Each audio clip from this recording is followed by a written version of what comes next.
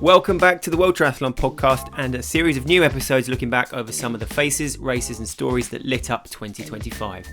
We'll hear from King of Oz, Matt Hauser, and his coach Dan Atkins, get the inside scoop from Beth Potter, dial in with our new U23 World Champs Ollie Conway and Richelle Hill, and catch up with Guam's first Olympic triathlete Manami Ijima to see you through the holidays before launching into the new season at the end of January. So first up, we have the brilliantly bold and disarmingly driven Richelle Hill, the woman who lit the fuse on the Wollongong World Championships on day one back in October.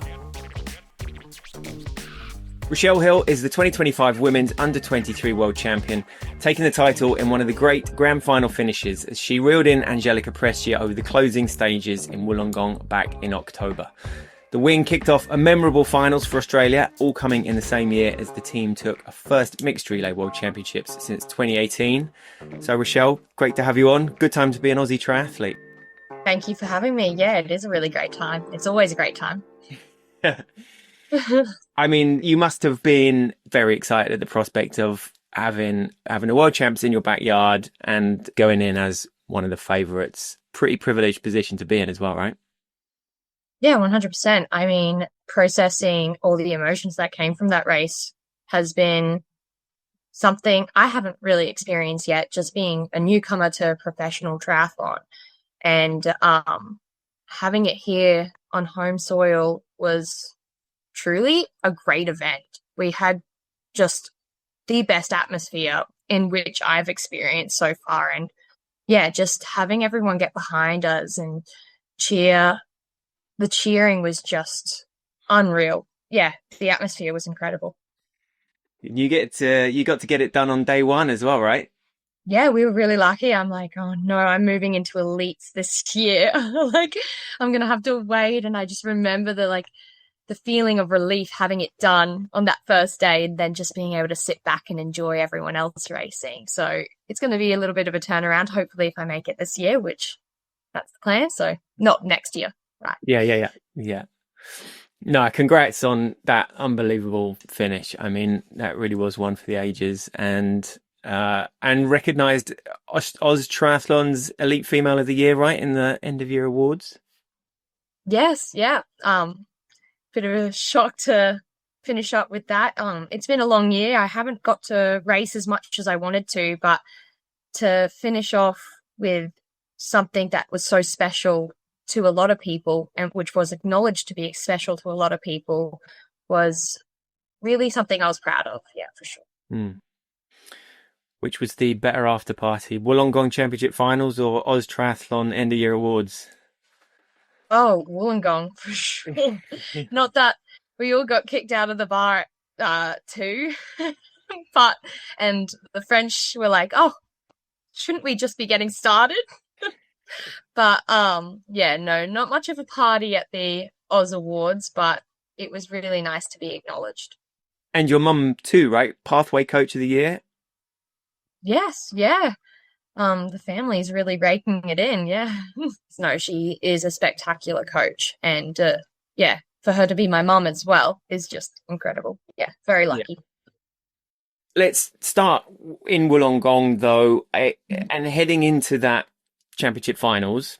As I mentioned, we interviewed Ollie Conway as well, and he came across very modest about going into that race, obviously feeling well prepared, quite modest about his own chances. How did you feel going in? Because certainly one of the favourites, but it's an under-23 World Champions, and though you have a lot of favourites in those races, don't you? That's the issue. Yeah. With 23, there's a lot of variables in there and a lot of very strong. Well, I wouldn't even say I was one of the favourites. I mean, I had a good race at the start of the year in Devonport, and then approaching this race, I didn't really know what to expect and who the competition were or anything like that.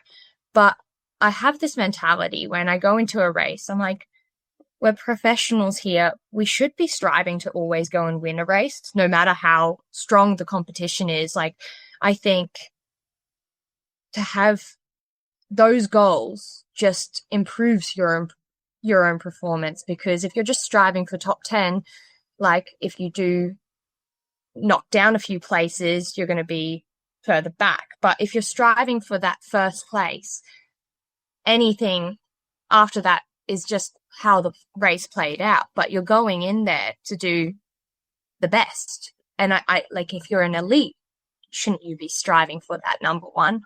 And I hold that as a mentality that I want to continue going into races thinking. I think, like, not to expect that you're going to get first, but going in there striving to get first or podium or whatever you want to really chase. But I think up there is something that you want to go for. Yeah, but I mean, you have to know that you have the tools to be able to go in with that sort of confidence, right? I guess it's one thing to say it, but it is a difficult thing to do, to go in with that self-confidence in a sport like this, no? Yes, obviously you need the groundwork, you need to have put in the hard work, and the training. But I feel for a lot of athletes, that's the easy part. It's the mentality going into the race that is so hard to master. That self-belief that you can do it is where I think a lot of people battle with that. And I still battle with it. I go into a race, and if I'm doubting myself at all with my capabilities of being on the podium, I'm not going to podium. But it's, that self-belief that I feel is something all athletes are really trying to work on. And I think by having that mentality of going in there and chasing that ultimate goal of coming first is, for me at least, a good way to approach it. The hard work and training is, of course, something that you need to have in place before going into a race like that, because, I mean, the physical challenges with triathlon is something that couldn't even compare to another sport. But definitely that hard work was there going into that race, and I knew I just needed to have that self-belief. So in the lead up to that race, did you feel like you had everything in your armory to get that result? Then you were able to get on that start line as well, knowing that the preparation had been bang on, and you may not have felt like you were one of the favorites, but you were definitely going in there going, I can win this race. I wouldn't say the preparation was bang on. I had an injury mid-year, which held a really tight timeline to get back up to fitness for Worlds. So my body went through just a lot of stress to recover, then train up to the level of fitness that I was at the start of the year, and which my training then showed that I was there again, and I could get that confidence back and that self-belief back. And then I just knew that I put in all the hard work. I couldn't have done anything more. And it's now just going to be self-belief that carries me through. And that's luckily what happened on the day. Just talk us through that injury and how close you were then to not hitting that all-important deadline to know that you were going to be race fit. Yeah, so the injury took place post a long course race, Hell of the West, at the start of the year. And it was a grade 4 stress fracture in the sacrum. And I was in denial about the injury for quite a while, thinking, I just had a tight glute. And then time passed, and then I eventually got it checked. I got an MRI and then found out that it was a stress fracture. And then I had to take the time, which was definitely challenging, to stop sport to allow your body to recover. And then I was lucky with triathlon. You have other disciplines that you can kind of fall on and weaknesses that you can address. So entering the gym, swimming a lot more. So swimming was my big weakness, and it was a opportunity to really work on that and improve in areas of weakness. And then from that point, recovery kept on being delayed slightly, so it was a tighter timeline. But then we introduced running, and that cardio fitness that I got from my swimming carried through a lot more than I thought it would. I was getting really concerned on those first few weeks back at running, but I was like, I actually feel okay. And I'm hitting times that I was hitting earlier this year, which was really surprising. And then I started actually improving the fitness level that I was at the start of the year. And that's when yeah, the self-belief and the confidence came back to me. Right. So actually there was a momentum that you were able to build from what was a pretty unfortunate situation then. Yeah. It was an opportunity, like a hidden gem opportunity. So yeah, a learning experience for sure. And like you said, the mental toughness that you need in a sport like triathlon, you also, if you don't have that on that start line, you're about to hurl yourself into the water and have bodies all around you and get into that first buoy. Presumably it's quite easy to think your way out of a race pretty early on. Yeah, that's why mentality is so important. On the start line, it's so easy to fall into those like negative voices, which is like, especially when you're standing on the start line and you have the drums and the heartbeat and you're like, oh, how am I going to move? My legs feel heavy. Just all these thoughts that can really kind of bubble up and create a really uncomfortable situation for you. And you're already going to be stepping out of your comfort zone. So why step into that mindset and you need to be entering that race with confidence and self-encouragement. So I think, yeah, it's definitely a challenge because those voices are going to be in the back of everyone's head. But that's why even speaking out loud, like before the race, I was walking down and I was like, yeah, I got this. I've got this. They're not getting away. I've got this. And like, it's a challenge to kind of speak above those negative voices. But if you can nail it, I think it makes racing a lot more enjoyable. How do you feel about the heartbeat and the... Yeah, it's terrifying for sure. If anyone actually enjoys that heartbeat, I don't know how. Right. Yeah, no, I that's definitely something that is a bit daunting to me. But yeah, I guess you learn to love it. Hopefully. And you also had like thousands of eyes in the back of your head, right? Lining up on that beach and the crowd behind you, like you said. Yeah, that obviously gave a huge new dimension to it all. I had a lot of support there, and that I was racing to show my support, why they support me. And I have a junior squad that I coach, and they all like to watch me race as well. And so racing for them is also another way I kind of calm my nerves a little bit, because I'm like, oh, I've got like them backing me up, and it just kind of makes me feel like I'm not alone on that start line with the heartbeat. So the support can actually be quite a positive thing. Just to go through the race A to B a little bit then, it was an interesting one because the men's had felt very hell for leather just before your race, and the swim was obviously hectic for you guys, and then as the bike played out, it felt like that got a little bit cruisy at one stage as well, right? The big pack came together and there wasn't really any desire for anyone to make too much of a move unless there was someone looking to, obviously make a break and hurt some of the runners' legs. Yeah, it seems like that happens quite a lot. Once all the packs come together, everyone's just thinking about the run and no one's really wanting to push the bike. I feel I really enjoy biking, and I feel like it is one of my strengths. So I would like it to be a little bit more challenging on that bike. And I tried to kind of make a bit of a break at one point up the hill, but I think the most important thing with that race was just staying like really switched on around those technical sections. So I was just prioritizing that. And then I just knew I had the confidence for my run to be, I wasn't sure exactly what place I would finish. I was striving for first, but I had the confidence for my run to be quite strong. But then the way that run played out, it almost felt as if there were several moments where it looked like someone completely different might win the race from one moment to the next, right? Oh yeah, it felt like that for me. It's like I was like, oh well, there goes world champ. And then another one, I was like, I woke up that morning slightly congested, and I called my mom and I was like, you're not going to believe this. I feel quite sick.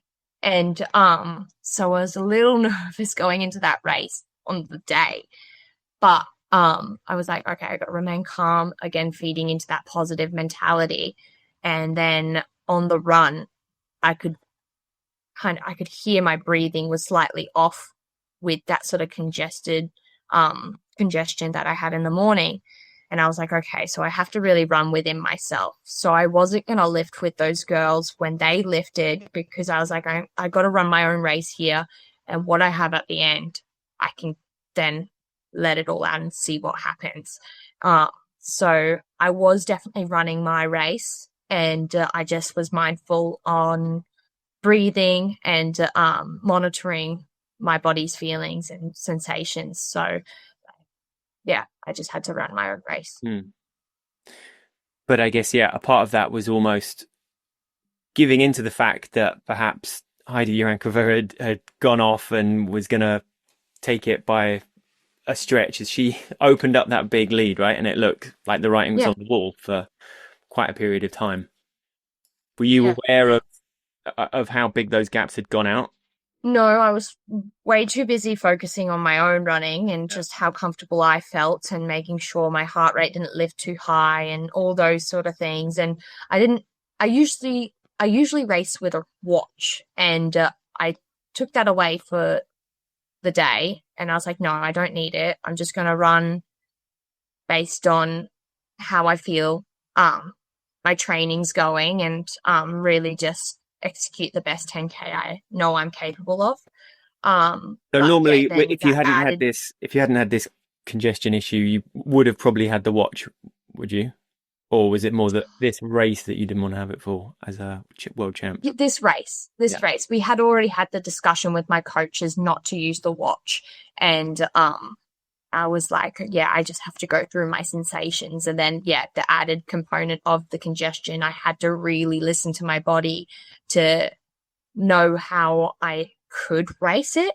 So, for instance, up the hill, I really focused on my breathing. I didn't lift too hard up that hill, but I also allowed my cadence to increase. So just certain things like that with the run, I felt like I really was in tune with my own body and like my own race. I saw the girls ahead, and I was like, well, that may be world champ, that may be the end of the race. But I guess another thing you have to consider is anything can happen. And that was how it played out as well. Yeah. Happened a couple of times, in fact, because yes. Yeah, so the course obviously came back through or past the edge of the expo area and then towards the stadium, and then there's that short hill up and back down, right? I mean, hill is perhaps overstating it, but definitely a climb, an incline. Yeah. And as you came towards the bottom of that incline, really like the gap looked insurmountable given how much distance there was left to race. Yes. So I felt those girls actually went slightly early because I could hear by their breathing. So I know I said I was really in tune with myself, but it is important to be aware of your surroundings. And I could hear by their breathing that they were actually pushing quite hard up these hills, even though they were keeping with my pacing. And so when they went that lap early, I was like, there's still another hill. I think I don't know if they're going to be able to hold that speed. And so that thought did cross my mind, but I was just like, I just keep ticking away and see what happens. And so they started to fade towards the end, and I had the opportunity to pick up the pace, and I still had energy left over. So I was able to finish off strong. I just want to go through this. Can you see this now? Are you seeing my screen here? Yeah. I feel like we have to just watch this back. So this is, for those listening, we're just running through it. But so the hill, the incline has happened. The gap looked large. Then the moto camera goes a little bit wonky, and then it has to cut back to this sort of longer shot. And then in her power to cross that lining first. And I tell Prestia comes through. And then by this point, you've already passed Kropko. Yeah. Propco. Here she comes on. But that's still a big gap there. Yeah. And then suddenly there, as Prestia hits the blue carpet, Stealing from Prestia. Richelle Hill. She's stayed in the group. She's gone past Prestia. And she will be the U23 world champion in an absolute boiler. Yeah, my legs were giving way at that point. I could see they're buckling. She has stolen it like a thief in the night. And honestly, I wasn't even thinking about what I had accomplished at that point. I was just like, just get to the line, get to the line, get to the line. Because I just felt my knees getting lower and lower to the ground. Yeah. your sensations at that point, Prestia had obviously slowed massively, but you were flying at that point, were you? As soon as you sensed it, as soon as you got that idea that, yeah, she was slowing significantly, or you still had it in you, then you could just kick on, and the noise just got louder and louder, and the legs got bigger. The adrenaline hits you, and you just get carried by the crowd. And then you've got Will McCloy going absolutely bananas in the commentary, and before you know it, there's a million people have watched that across social media, and yeah, it was just a brilliant way to kick off that four days. And you must have very quickly afterwards got a sense of the impact that moment and that race was having, right? Well, I was very sick after it. And so and I had to back up for the relay on Saturday. So I was just really focusing on recovering, and I was like, I don't even want to look at my phone, because the moment I check my phone, I don't know what to expect, but I assume there will be a few messages there. And I was like, I don't want to start responding and then leave some out. And so I didn't even really touch my phone for most of the weekend, actually. And then when I got home, I'm guilty of watching that video several times. Okay. Yeah, because I almost disassociated that from being me. I was like, oh, and then I was like, no, that I experienced that. That was me, and this is me watching from a completely different perspective now. So it was quite a strange thing to watch your races back over, and yeah, but especially a race that you really proud of. So yeah, it's cool. Yeah, when there's so much going on there, you're never gonna have, I guess you got a sense of what you need to get to. You got a sense of the crowd around you, but you're never gonna be able to clearly remember that moment, really, are you? Given the brain scramble of the last 2 hours and just laser focus, there's no opportunity in that scenario to take in a single second of what is going on around you. Yeah, no, not at all. It's just a buzzing, and you're just thinking, I need to get there. And yeah, there's so much going on even within that last 20 meters. It's not how people imagine. I feel that everyone likes to mention how the crowd and did you really take it in? How crazy was the crowd and stuff like that. And it was well, it lifted me for sure. And I could feel their energy, but it wasn't necessarily how you would think it would feel, because you're just so switched on and you're just so determined to get to that finish line. So it kind of takes away from that true appreciation of what the crowd is. So not take away from the appreciation, but to actually soak it in the specific whilst you're performing. Yeah. It's pretty impressive. Probably a mark of you, your personality, is it that you didn't check your phone for a whole weekend? There's not many people that wouldn't have given themselves a little indulgence. And I'm someone who is terrible at checking my phone, which is a good thing, but it can also be a bad thing because people are wanting to get in contact with you for whatever reason. But yeah, I am definitely someone who likes to be very present in the moment. And I was at Worlds. We were the first race. There was several races to come, and we had a team to be there supporting. And I still had another race to do. I find I'm much more switched on without looking at my phone. So, but then you said you obviously did get to watch it and enjoy it. How long after was that, or what were the circumstances of you finally seeing it back? back in Brisbane, when I actually whipped up my phone and I was like, oh my goodness, it's been reposted on multiple people's stories. And then, yeah, I started rewatching it and I was just like lying in bed. And that's when I get into the habit of being on my phone. And I was just like, oh, wow, like this really happened. And it's a really surreal feeling watching it back. I'm like, wait, did that happen? Like, wow, this is something special. So were you just scooped up, I guess, well, post-race, like, you know, we talked after the race, did the TV interviews and so on, and Angelica was there. What do you say to the person whose dreams you've just sort of vanquished in one go? Did you? Well, I honestly didn't even think about that. No, I think the girls, all of us were really supportive of each other. At least this is what I'm aware of. And no, it was just a moment to be proud of all the women out there competing at this high level, and we've put in the hard work and we're here and we're standing on the podium at a world champs. And I think no matter what position you're in, you should just be like, you should really just take it in no matter what. And I have a really massive appreciation for all the girls who competed and made it such a challenge. Yeah. Now you mentioned it. I'm really just proud of them. I remember talking to Angelica for the second place interview, and now you mentioned it. Yeah, she was thrilled. She was absolutely delighted with silver, and I don't think, obviously, she would have loved to be world champion, but I don't. The manner of the finish and things, you know, she was just like, great. Like you said, I'm second on the world champs podium, and I've almost delivered, and I just cooked it at the wrong time. And you take away so much from that race wherever you finish, I guess, do you?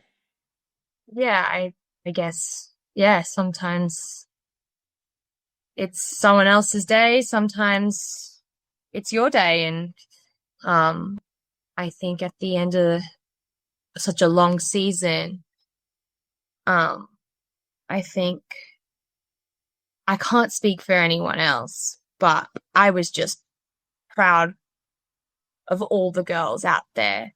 And I feel like I hold it in myself, no matter where I placed. I would just be proud of the girls. And I feel the girls are the same. Mm. Did you manage to wedge yourself in somewhere good for the elite finals? Were you close when Matt Hauser brought it home?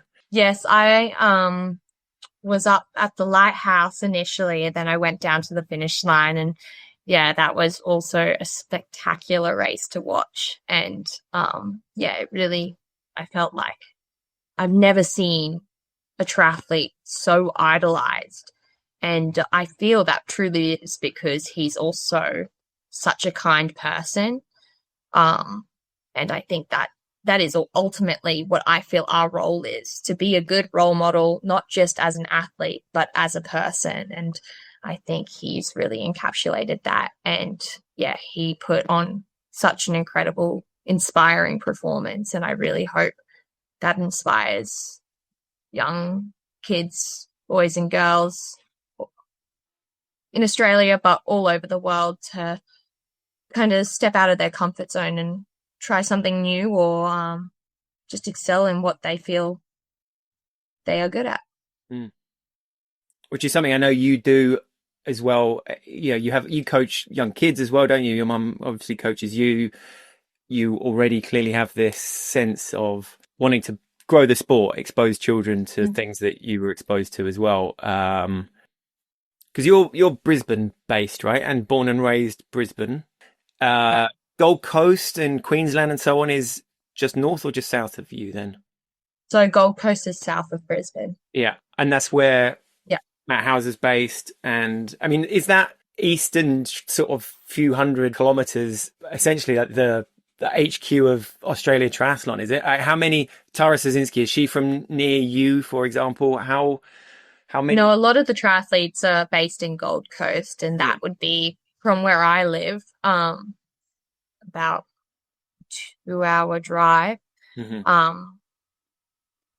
But I actually train with a lot of cyclists, actually. They started off as triathletes and they've gone off and they're actually in professional teams now, but they always come back to Sanford. So I'm from a small village called Sanford, and they always come back, and I'm able to train with them for a good portion of the year. But then they're also heading over to places like Girona, where I'm hoping to be based next year. And so triathletes, we don't have many up in Brizzy. I have 2 others who train with me, and they're triathletes, and they're pushing to move on to sort of the World Cup stage. And a few of the junior boys are coming up as well, and they've started training with me. So we do have a few triathletes up in Brizzy, but most of them, they're based at the Gold Coast. So Girona next year, and that would mean the longest separation from having your mum as coach if and when you move to Girona? I think that's going to be a challenge for us, but I think she's looking to come over at the particular races to be there. But she's going to, I think both of us are going to struggle with being online for our coaching, but I'm sure we'll be able to make it work. So your mum, Rina, was a Olympic triathlete 2004? Yes. 2004. And now there was a great clip I saw of you on an interview with her coaching kids. I think you were there age 16 or something. You've got a younger sister who was training then as well. So is she someone who's had a huge influence, not just on your sporting progress, but this mentality that you have and this outlook, and is one of the reasons you want to open up these opportunities for kids through the work you do, the way that she brought you up to be open-minded, to put things in front of you, to let you find your own path, but by virtue of putting opportunities your way. Yeah, for sure. She has played a massive role in who I am and how I coach and who I am as an athlete. There's also different experiences outside of our relationship that have made me who I am. But she definitely has taught me so much when it comes to the sort of person I want to be, and the sort of athlete and the athlete I want to be, and kind of represent that even to those who are just watching. That period where you weren't racing so much, so 2019 to 2024 or 2023, was that you and perhaps her sort of deciding that you wanted to just go and live your life and do something else, or were you doing other sports? Was triathlon still ticking along? What? Yeah. So after I left school, again, the unclear path with triathlon for the juniors was presented itself, and a lot of my friends just went straight into study. So that's what I jumped at. I followed them like a bit of a sheep for that. I jumped into doing a few different courses, but I found myself in education, and that was the course that I really enjoyed. And then I kept my fitness up because I hate the idea of not doing anything when it comes to just staying fit. But then I went and did actually like a low-key super sprint race that Oztri hosted at the Gold Coast. And I ended up doing really well, even just with the limited fitness that I kept up. And then the following year, I set out the goal of just Noosa. And I was like, I want to see how I go doing the elites at Noosa. And then that year, I just trained up for Noosa with just Noosa as my goal. And I came third, and I loved it. I loved the whole weekend. I loved racing. And I was like, okay, I think I want to add a few more races to my year. And I think I gained a lot of interest from like Oztri, and they like presented a lot more opportunities for me to kind of chase those down. And that's when the following year I did Gavagori, and I did Rome, and then Devonport, and I automatically qualified for, I did Taupo as well. And so a bunch of races and qualified for Spain. And then, that was last year. And then, so I've only really done 2 years of professional triathlon. So, I feel like even though I did it predominantly through my high school years, I do feel like a novice coming back now. And there's a lot of experience to be gained. Yeah. And the championship finals in Spain last year, I was trying to watch it back to see what happened to you out there, because obviously, you were, well. So I got really sick post Rome, and with gastro, I think. So that heavy feeling out in the swim was just awful. Like, I think that race took a lot to get over. Like, I was just like almost traumatized by it. And then out on the bike, because I was so delirious and my head was so foggy, I went down on one of the speed bumps, and I was like, oh my goodness, I think I've never wanted to pull out of a race more. And I remember just every time I came through to my mum, I was like, please just give me permission to stop. Like, I can't keep going. And she's like, no, like, you just always have to finish the race. And so that is a strong mentality I have. Like, no matter what, no matter how hard I get knocked down, unless something horrific has happened that I cannot get back up, I'm finishing the race. And so it took a while after to actually be like, oh, am I actually happy that I finished the race? But I got out there and I was like, no, like, I was strong and I came through still on the run considerably, even after every battle I faced out there on that bike. And I think that's something that has made me also a stronger athlete. So, just the mentality that no matter what, I'll get back up. And I think that's something I really want to coach to my juniors as well. I think resilience is a value that if you hold that and you're able to actually execute that value, you can accomplish anything. One of those moments that the daughter, mum, coach, athlete relationship was presumably strained a little bit, and then at one point back and you just go, mum, you made the right call there, hats off. That's right. But for a moment I was hating every time I came past you and you said crack on. 7 laps of that, and I crashed on the first lap. And I was just like, why are you making me do this? But it just shows a level of strength that you can't find unless you've experienced being knocked down. So in a sport where, like you said, you weren't following it hugely as a youngster, but you had your Ashley Gentles, some great athletes, I guess, in the years above you, and Emma Jeffcoat, who's come back and shone again, and Matt Hauser kind of representing Oz Triathlon. But from a personal idols, the people that you look up to and want to emulate, do they tend to come either from your family then or from outside of triathlon? Or mainly family. I feel family plays a massive role in who I am. I've said this before, but also kids play a role in who I am. I think their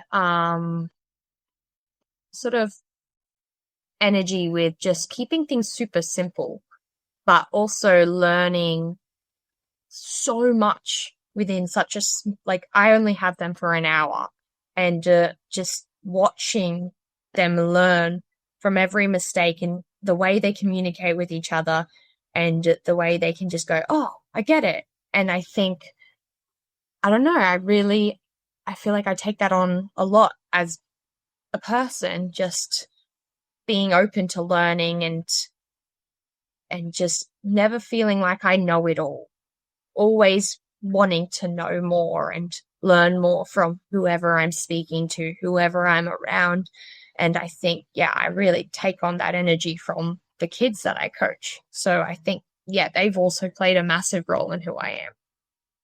Was that a non-negotiable when you trained as a teacher, did teaching, and then came back, and then was part of saying goodbye to teaching again? Right, I still need that outlet. I still need to have that relationship with kids and watch them learn and achieve and make a difference to them.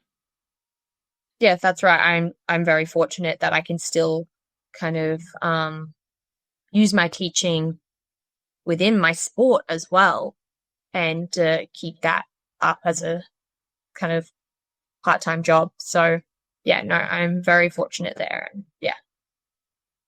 They must have given you a nice welcome back after your first training session as world champ. They did. Yes, they did. Couple of banners waiting for you, or just sort of hugs and then like, okay, how do we get to do that in 7-8 years time, please, Richelle? Can you teach? Oh yes, I have some very motivated kids now, but I also, they came with all these little like pieces of paper that said congratulations, but they were standing in the wrong order. But yeah, no, they meant well. Yeah, no, they're good quality. Excellent. Well, it's been brilliant to chat, know a bit more about great you. to chat. Nice to meet through you. the big race. Starting to feel Christmassy on a scale of 1 to 10. Where are you at? Yeah, I feel like days come that it feels really Christmassy, but the weather's been up and down here. So on those miserable days, I'm like, I don't know if it feels like it's coming into Christmas time, but I mean, summertime, storms, makes sense. It is Christmas for us here. That does sum up Christmas. Right.